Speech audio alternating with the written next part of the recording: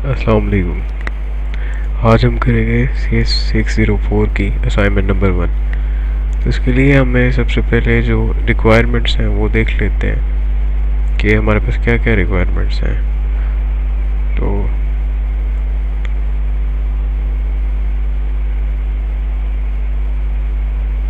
इन्होंने बताया हुआ है कि लेक्चर नंबर 1 से लेक्चर नंबर 8 तक जितना भी सिलेबस उसी के अंदर अंदर ये कवर हो जाएगी।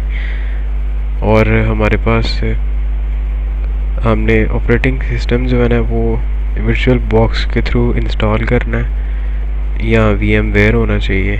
और कोई भी वर्जन आप लिनक्स का, फेडोरा, उबंटू या काले लिनक्स भी यूज़ कर सकते हैं। मेरे पास फ़िलहाल तो जो ना उबंटू का पासवर्ड मुझे भूला हुआ है, तो अभी जल्दी में ना मैं वो आपके सामने काले लिनक्स की मदद से असाइनमेंट बनाऊंगा। ठीक है, उन्होंने कहा ओपन द टर्मिनल विंडो, और ये जो भी फोल्डर जिसमें आप काम कर रहे हैं प्रेजेंट वर्किंग डायरेक्टरी में, उधर आपने लिस्ट प्रिंट करवानी है कि कितने के फोल्डर्स हैं। और फिर उसके बाद एक डायरेक्टरी बनानी है अपने नाम से, अपनी VID के नाम से, VUID के नाम से।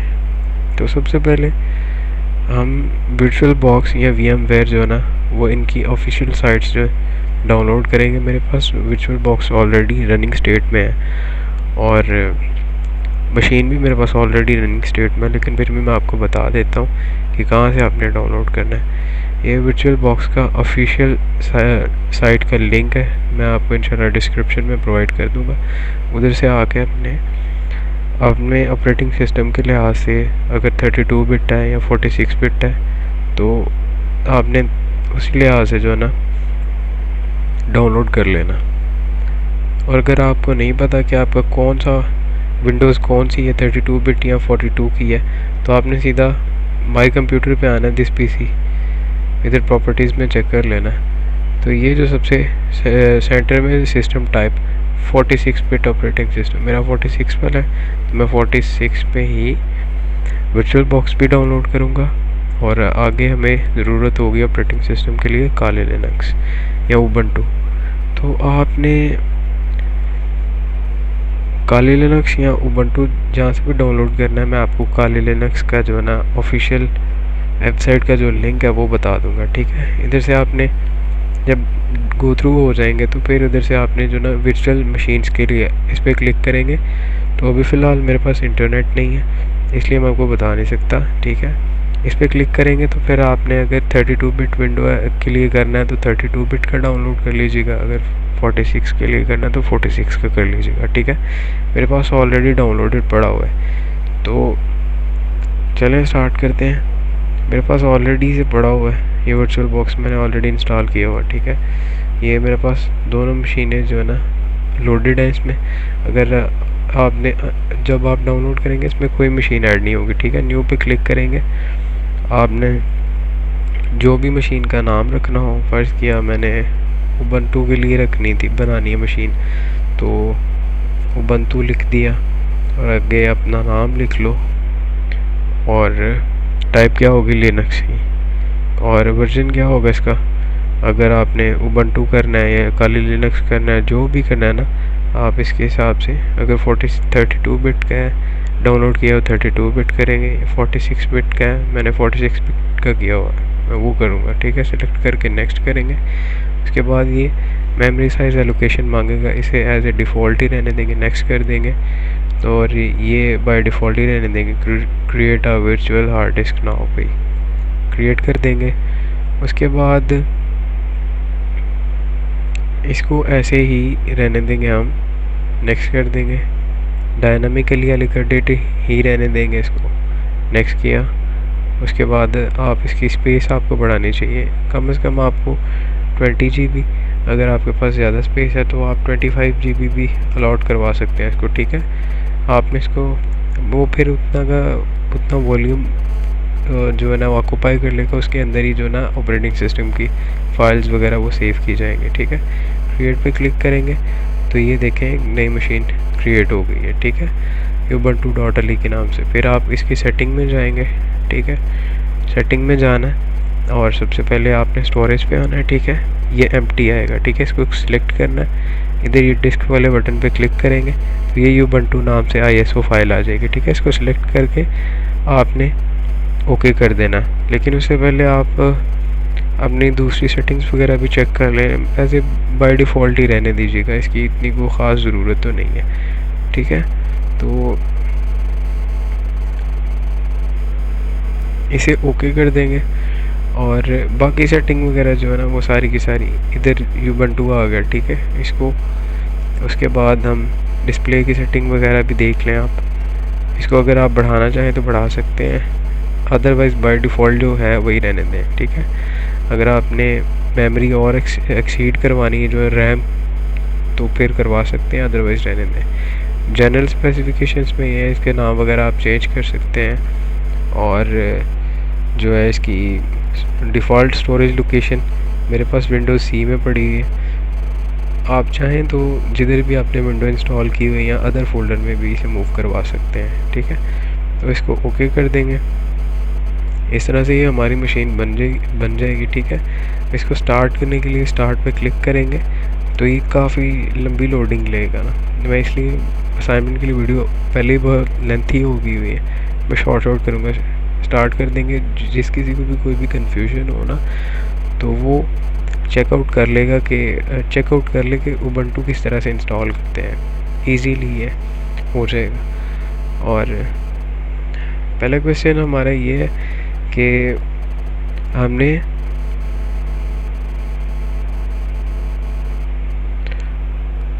टर्मिनल ओपन करना है। ये मेरे पास ऑलरेडी मैंने असाइनमेंट अभी बनाई कुछ देर पहले, तो ये मेरे पास ऑलरेडी पड़ा हुआ है, ठीक है।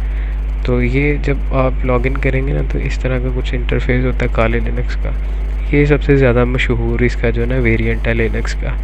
ऑफसेक ने 2017 में से बैकट्रैक के नाम पर रिलीज़ किया था। ऑफेंसिव सिक्योरिटी वाले इसे ऑन करते हैं, ठीक है। और ये जो ना इस वाले ऑपरेटिंग सिस्टम को जो ना वो हैकर्स की हेवन भी बोला जाता है, मतलब हैकर्स की जन्नत या हैकर्स की पनाहगाह। इधर इसमें 1500 से भी या 15,000 से भी प्लस जो ना हमारे पास बाय डिफ़ॉल्ट जो ना टूल्स होते हैं। आप देख सकते हैं कि इसमें इंफॉर्मेशन गैदरिंग, दूसरी और भी फॉरेंसिक लाइक पासवर्ड अटैक्स में वाईफाई के वर्ड लिस्ट, डिफरेंट किस्म के अटैक्स वगैरह हैकिंग टेक्निक्स इसमें आपको ईज़िली मिल जाएंगे, ठीक है। और सबसे पहले हमने क्या करना है, ये वाला जो आपको आइकन नज़र आ रहा है, ठीक है, इस पर क्लिक कर दें। ये टर्मिनल आपके पास ओपन हो गया, ठीक है। उसने क्या कि आप जिस भी डायरेक्टरी में होंगे उसकी आपने लिस्ट शो करवानी। LS लिखने से एंटर कर देंगे तो ये हमारे पास लिस्ट शो हो जाएगी। मैं इसको आपको थोड़ा सा जूम करके दिखा देता हूँ। और ये हमारी प्रेजेंट वर्किंग डायरेक्टरी home.kali, मतलब हम ये अभी फ़िलहाल इसके अंदर है, ठीक है। तो लिस्ट दिखाने के लिए दोबारा से LS, ये लिस्ट हो गई, ठीक है। उसके बाद उसने कहा है कि आप जिस भी डायरेक्टरी में हैं उसमें आप एक विंडो अपने नाम से और अपनी VUID के नाम से क्रिएट करना है। तो मैं इसको ज़रा आपको इधर डेस्कटॉप पे दिखाने के लिए ना मैं इसकी ज़रा डायरेक्टरी चेंज कर रहा हूँ, ठीक है। ये देखो इधर डेस्कटॉप के नाम से फोल्डर है, ठीक है। तो आप अगर D इधर कैपिटल है तो आपको इधर भी कैपिटल लिखना पड़ेगा, क्योंकि ये बहुत केस सेंसिटिव है। और थोड़ी बहुत भी जो आपके पास कमांड में अगर कोई गलती या थोड़ी भी ख़राबी हो तो ये जो ना कमांड के लिए नॉट रजिस्ट्रेशन का जो ना फ्लैग शो कर देता है। एंटर करेंगे। अभी हम ये देखें जिस डायरेक्टरी में हम हों साथ वाली खुल लेती है, ठीक है, डेस्कटॉप में। तो डायरेक्टरी बनाने के लिए mkdir लिखेंगे। तो मैंने ऑलरेडी ये बनाई हुई है ना, तो मैं इधर जो ना 69 को ख़त्म करके 70 कर देता हूँ, ठीक है। 70 कर दिया मैंने, ठीक है। ये देखें आपके सामने ये डायरेक्टरी बन गई है, ठीक है। इसको ओपन करते हैं, फ़िलहाल तो ये खाली है, ठीक है। और इतनी चीज़ का उन्होंने बताया था कि लिस्ट शो करवानी और आपने एक फ़ोल्डर क्रिएट करना है, ठीक है। तो इतनी सी बात। इसको भी हम लेंगे इसका स्क्रीनशॉट, ठीक है। इधर लिखेंगे स्क्रीनशॉट वाला आ गया, ठीक है। तो इसको हम एज़ पर डिफ़ॉल्ट ही रहने देंगे, ठीक है। उसके बाद ये जो स्क्रीनशॉट हो जाएगी, ये सेव का ऑप्शन देगा, पहले आपने कॉपी टू क्लिक बोर्ड कर देना, ठीक है। उसके बाद आप इसे ओके करोगे, ओके करते ही ये आपके पास जो ना पिक जो है वो कॉपी हो जाएगी। तो आपने जो ना एक वर्ड की न्यू फाइल क्रिएट करनी है, ठीक है। इधर आपने पेस्ट कर देनी है, ये देखें ये आपके पास स्क्रीनशॉट आ गई। और सेकेंडली आपने काम क्या करना है, क्वेश्चन नंबर 2 में उन्होंने बताया हुआ है कि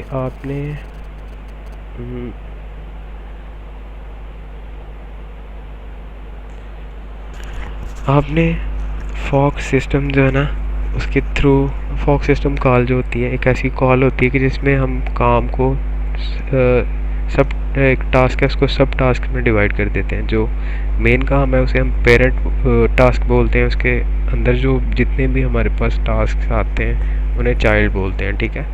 तो एक बड़े काम को छोटे काम में डिवाइड कर देना, मज़ीद छोटे छोटे पार्ट्स में, ठीक है। जैसे कि वालिद कमा रहा हो तो उसके साथ छोटे बच्चे भी कमाने लग जाएं, तो ये एक बिल्कुल ऐसे ही है। मतलब ओवरऑल जो है ना सपोर्ट तो फैमिली को कर रहे हैं, तो काम दोनों का मतलब आसान हो जाता है। इसे फोक कॉल सिस्टम इसे बोलते हैं, ठीक है। उन्होंने कहा है कि चाइल्ड प्रोसेस एक क्रिएट करना है और अपना जो है ना उसमें आपने व्यू आईडी और कैंपस आईडी दोनों रखने हैं, ठीक है। उसके बाद उन्होंने कहा है कि पेरेंट प्रोसेस है जो वो आपका कैंपस नेम और जो है ना वो वेट करेगा तब तक कि जब तक जो है ना ये आपका जो चाइल्ड प्रोसेस है ये अपना काम ख़त्म ना कर ले, ठीक है।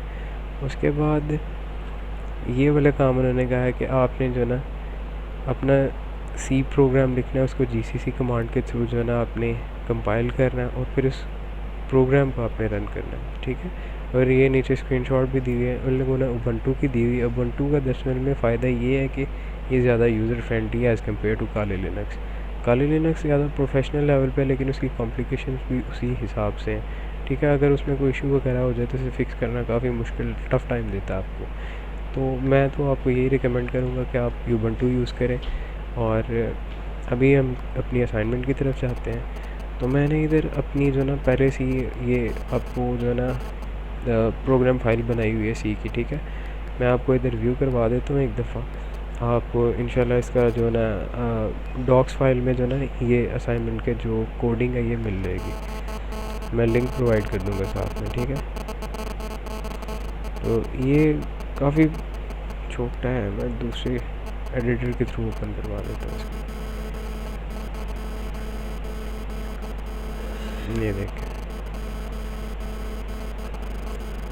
उसने कहा था कि सबसे पहले जो है ना इसमें हमारे पास दो किस्म के होते हैं, ये दो किस्म की वैल्यूज़ हमें जो ना फॉर रिटर्न कर सकता है। माइनस में जब वैल्यूज़ रिटर्न करेगा उसका मतलब ये होगा कि उसने चाइल्ड कोई क्रिएट नहीं हुआ, ठीक है। तो हमने पहले इफ़ कंडीशन लगा दी, आप इफ़ एल्स भी लगा सकते हैं या एल्स इफ वाली होती है वो भी लगा सकते हैं, ठीक है।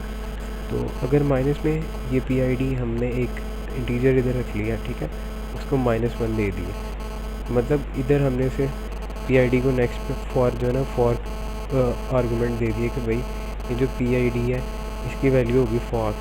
अगर ये काम नहीं करेगा तो PID की वैल्यू फिर -1 हो जाएगी। -1 से मुराद ये हुआ कि कोई भी सब टास्क या चाइल्ड क्रिएट नहीं हुआ, ठीक है।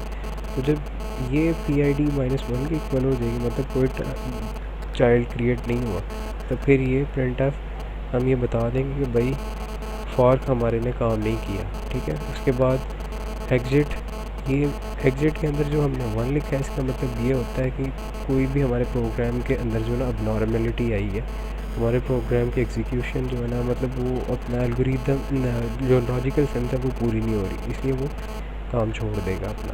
उसके बाद PID = 0, इसका मतलब ये है कि चाइल्ड की जो ID होती है ना वो हमेशा 0 ही होती है, ठीक है।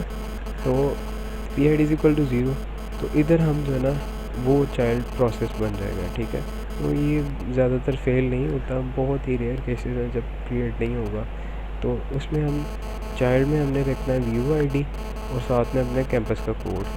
तो जो अदरवाइज़ है, अगर 0 होगा तो चाइल्ड क्रिएट होगा, अगर 1 2 या जितना भी आ रहा है तो वो पेरेंट में आ जाता है, ठीक है।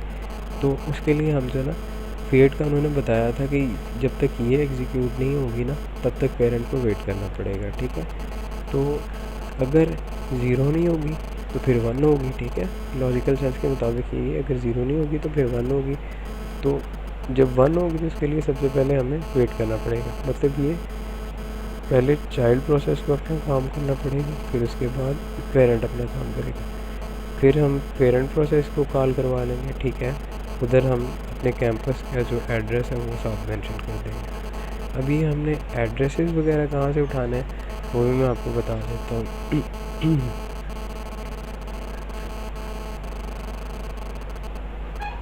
आपने अपने LMS पे जाना है, ठीक है। माई प्रोफाइल में जाके आपने सबसे पहले इधर जब क्लिक करेंगे ना, अब माई प्रोफाइल पे जब क्लिक करेंगे सबसे पहले आपका जो ना सेमेस्टर के नीचे ही आपका आ जाएगा, सेमेस्टर के नीचे ही आपका आ जाएगा कैंपस कोड, ठीक है। कैंपस कोड को आपने ट्रेस आउट करने के लिए ना इधर आपने ओपन कर लेनी है व्यू की ना कैंपस लोकेटर वाली, campus locator view campus locator लिखेंगे तो आ जाएगा। इधर आपने अपना कैंपस का कोड ट्रेस कर देना और ये साथ ही नीचे आपका जो ना वो एड्रेस आ जाएगा। तो मैं ज़फ़रवाल कैंपस से हूँ, तो जो कोई व्यूअर भी मुझसे मिलना चाहता है तो मोस्ट वेलकम। तो इस तरह से आपने इस तरह ये अपने हिसाब से जो है ना एडजस्टमेंट वगैरह कर लेनी है। अपनी VUID वगैरह ये असाइनमेंट आपको अवेलेबल होगी, लेकिन स्क्रीनशॉट्स वगैरह के लिए माजरत। I will try my best कि आपको जो है ना किसी किस्म की भी कोई कन्फ्यूजन ना रहेगी, आप बल्कि बहुत खुशी होगी कि आप खुद बनाएं, ठीक है। तो उसके बाद हमने जो असाइनमेंट की ये जो फ़ाइल बनाई है C प्रोग्राम की, उसको हमने दोबारा से जो है ना करना है कंपाइल करने के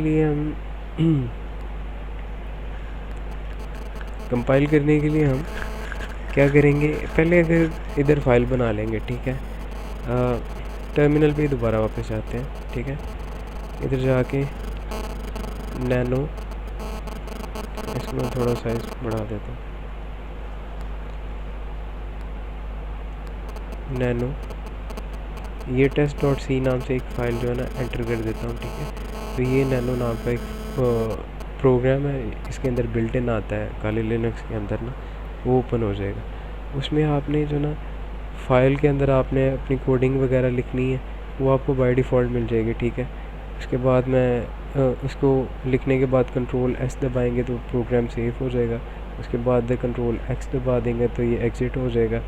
तो अगर आप ये पूछ रहे हैं कि सेव करनी है या नहीं करनी, मैं नहीं कर रहा क्योंकि ऑलरेडी मेरे पास है, ठीक है।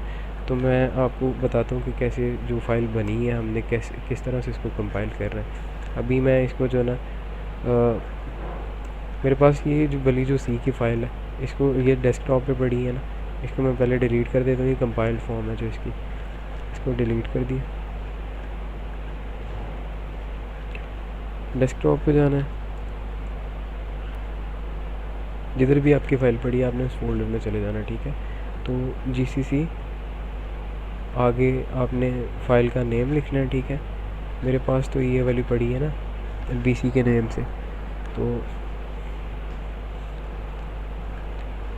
ठीक है। ये पहले आपने फ़ाइल का नाम देना है, उसके बाद -O के आगे जो आपने नाम लिखना है वो कंपाइल शुदा आपकी फॉर्म जो होगी उसका नाम होगा, ठीक है। -O के आगे जो आर्गूमेंट लगेगा वो हमारी कंपाइलेशन फ़ाइल का नेम होगा, ठीक है।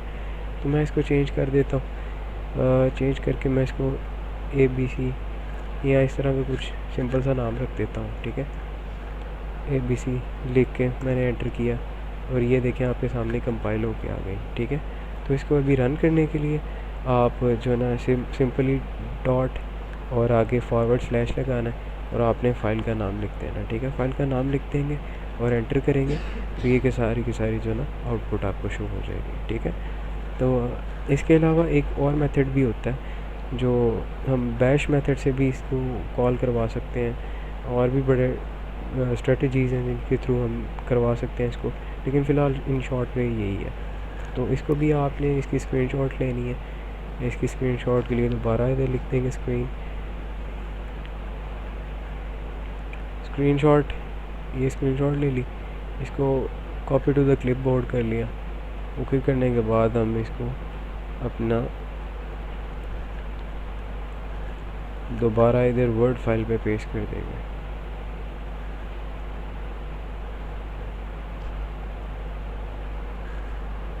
ये लें जी, ये फाइल होगी सेव।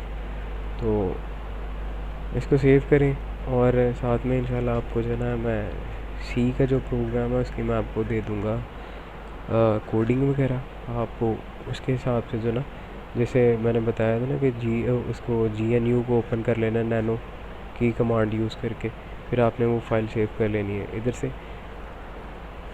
हमारे पास विंडोज़ में जो है ना Ctrl+C के साथ कॉपी होता है और Ctrl+V के साथ पेस्ट होता है, लेकिन जो हमारे पास काली लिनक्स या लिनक्स के जितने भी हमारे पास होते हैं टर्मिनल्स, उनके Ctrl+Shift+C के साथ कॉपी होती है, Ctrl+Shift+V के साथ पेस्ट होता है। ठीक है, ये मेरी बात याद रखिएगा।